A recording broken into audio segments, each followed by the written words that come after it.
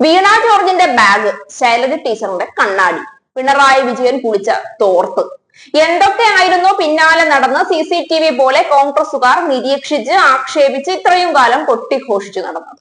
അപ്പോഴൊന്നും കരുതി കാണില്ല ഇത്രയും വലിയ ഒരു പണി കാത്തിരിപ്പുണ്ടെന്ന്. VD സതീശൻ അല്ലെങ്കിലും പണ്ടേ ഒരിത്തിരി ബുദ്ധിശൂന്യനാണ്. അത് അദ്ദേഹത്തിന്റെ ഓരോ വാർത്താ സമ്മേളനങ്ങളും കേട്ടാൽ തന്നെ ബോധ്യമാകും. അരി എത്ര എന്ന് ചോദിച്ചാൽ പയറഞ്ഞാഴി എന്ന് പറയുന്ന പ്രകൃതമാണ് പ്രതിപക്ഷ നേതാവ്.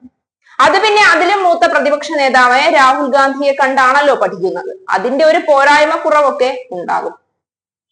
കാര്യം എന്തു തന്നെയായാലും സതീശന്റെ ഷൂ ആണ് ഇപ്പോൾ വിഷയം. വില 1ഉം 2ഉമല്ല, 3 ലക്ഷം രൂപയാണ്.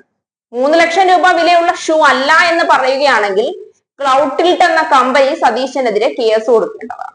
ഇത്രയും ഭംഗിയായ ഒരു ബ്രാൻഡ് ഷൂ അതിന്റെ മോഡൽ അടിച്ചു മാറ്റി ചെയ്തെങ്കിൽ അത് കൃത്യമായും കുറ്റകരമാണ്. ഇനി അതല്ല സംഭവം ഒറിജിനൽ ആണെങ്കിൽ 3 ലക്ഷം വിലയുള്ള ഷൂ ഒക്കെ ഇടാനുള്ള സാമ്പത്തികം ഇവിടെ നിന്നാണ് പ്രതിപക്ഷ നേതാവ് വ്യക്തമാക്കേണ്ടതാണ്. ചിത്രം ആരും എഡിറ്റ് ചെയ്ത് പ്രചരിപ്പിച്ചതൊന്നുമല്ല, പ്രതിപക്ഷ നേതാവ് തന്നെ സ്വന്തം പേജിൽ പോസ്റ്റ് ചെയ്തതാണ്.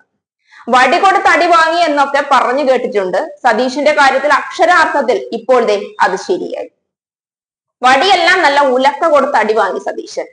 സോഷ്യൽ മീഡിയ ഈ ചിത്രവും ഷൂവിന്റെ വിലയും അന്വേഷിച്ച് പരക്കം പായുകയായിരുന്നു. വില കേട്ട് എല്ലാവരും ഞെട്ടി എന്ന് പറഞ്ഞാൽ മതിയല്ലോ. മുഴുവൻ സമയ രാഷ്ട്രീയക്കാരനായി, ജനസേവന തൽപരനായി, ജനങ്ങളുടെ ക്ഷേമത്തിനു വേണ്ടി അഹോരാത്രം പണിയെടുക്കുന്ന ഒരു കോൺഗ്രസ് നേതാവിന്, അതും ഒരു ചോട്ടാ നേതാവിന് 3 ലക്ഷം വിലയുള്ള ഷൂ ഒക്കെ അത്ര വലിയ കാര്യമാണ്. ഇതിന് BJP ചായ്വ് കൊണ്ട് കിട്ടുന്ന കിമ്പളം കൊടുത്ത് വാങ്ങിയതാണോ എന്നും പലരും സംശയം പ്രകടിപ്പിക്കുന്നുണ്ട്.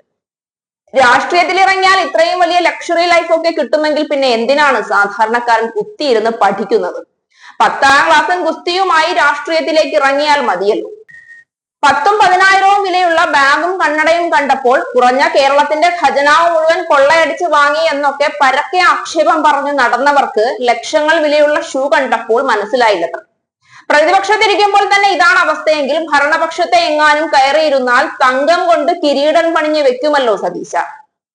ആശാ തൊഴിലാളികളുടെ കാര്യത്തിലൊക്കെ കേരള സർക്കാരിന്റെ സമീപനം തീരെ മോശമാണെന്ന് പറയുന്ന സതീശനെ പോലെയുള്ള പണക്കാർക്കൊക്കെ ഈ ഒരു ഷൂവിന്റെ കാശ് മതിയല്ലോ തൽക്കാലം അവരുടെ പ്രശ്നം പരിഹരിക്കാൻ. അതേപ്പറ്റി ഒന്ന് ആലോചിക്കരുതോ? എന്തായാലും സതീശൻ കോൺഗ്രസുകാരുടെ അടിവേര് ബലപ്പെടുത്താനുള്ള സമ്മേളനത്തിൽ പങ്കെടുത്ത് അടിവേരാകെ ഇളക്കി മറിച്ച ലക്ഷണമാണ് കാണുന്നത്. സമ്മേളനമൊക്കെ കഴിഞ്ഞ് സമാധാനമായി വന്നിട്ട് ഇതിന്റെയൊക്കെ കണക്കുകൾ പറയേണ്ടി വരും. അതിനു മുൻപ് കടം വാങ്ങിയതാണെന്ന് പറഞ്ഞ് തടിയൂരാതിരുന്നാൽ മതി.